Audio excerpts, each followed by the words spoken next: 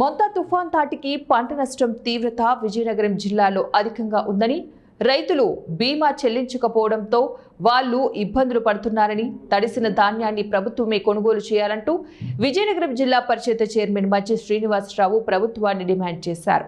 జిల్లా పరిషత్ సమావేశం అనంతరం ఆయన మీడియాతో మాట్లాడారు. తుఫాన్ దాటికి రైతుల పంట ఉత్పత్తులు పూర్తిగా తడిసిపోయాయని, వాటిని ప్రభుత్వమే కొనుగోలు చేయాలని, అలాగే గోనె సంచులను కూడా సప్లై చేయాలని అధికారులు కోరారు. వైఎస్ జగన్ ప్రారంభించిన మెడికల్ కళాశాలను ప్రైవేటు ప్రభుత్వ ఆధీనంలోనే నడపాలని డిమాండ్ చేశారు. కాబట్టి ఈ వేదిక ద్వారా చెప్పాము, మరలా మీ ద్వారా కూడా ఈ జిల్లా రైతాంగాన్ని ఆదుకోవాలి. మొంతా తుఫాను బాధితుల ద్వారా పడిన రైతులందరినీ ఆదుకొని, రైతుల్ని ఆదుకుంటేనే రైతులు బతికే పరిస్థితి ఉంటుంది. లేదంటే రైతు అన్ని రకాల ఇబ్బందులు పడతాడు.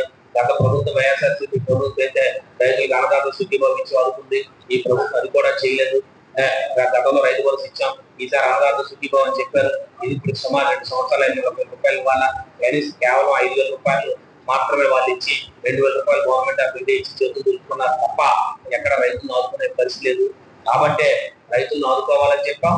అలాగే రంగుమారిన ధాన్యం ఏ స్థాయిలో ఉన్నా కూడా ప్రభుత్వం ఇచ్చిన ఎంఎస్పీ రేట్కే రైతులు పూర్తిగా కొనాలని కూడా మేము ఈ సభ ద్వారా చెప్పాం. అలాగే మరి గన్ని బ్యాగ్స్ గురించి వచ్చింది, గోన్ సంచుల గురించి వచ్చింది.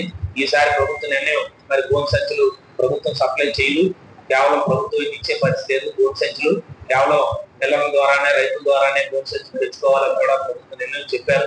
మరి కాబట్టి అది కూడా దురదృష్టకరం. మన ప్రభుత్వం ఇలాంటి నిర్ణయాలు చేస్తా ఉంది, రైతులను ఆదుకునే పరిస్థితి లేదు. గతంలో గోన్ సంచులు బిల్లుసే లేవని చెప్పి సభ్యులు కూడా సంతృష్టి తీసుకొచ్చారు. మరి అధికారులు పేమెంట్స్ అయ్యాయని చెప్తున్నారు తప్ప పూర్తి స్థాయిలో మాకైతే అధికారులు పేమెంట్ రైతులకు అందిందనే విషయాన్ని మేమైతే అనుకోవట్లేదు. ఇది ప్రధానంగా చర్చించాం. అందరం కూడా ఈ రైతులను ఆదుకోవాలని చెప్పి, రాబోయే కాలంలో కూడా ఎరువులు కూడా ఎక్కడ ఇబ్బంది రాకుండా చూడాలని కూడా గౌరవ సభ్యులు సూచనలు మేరకు చెప్పారు. ఇక రెండో ప్రధానమైనది ఈ ప్రాంతం అందరూ కూడా ఆరోగ్యం.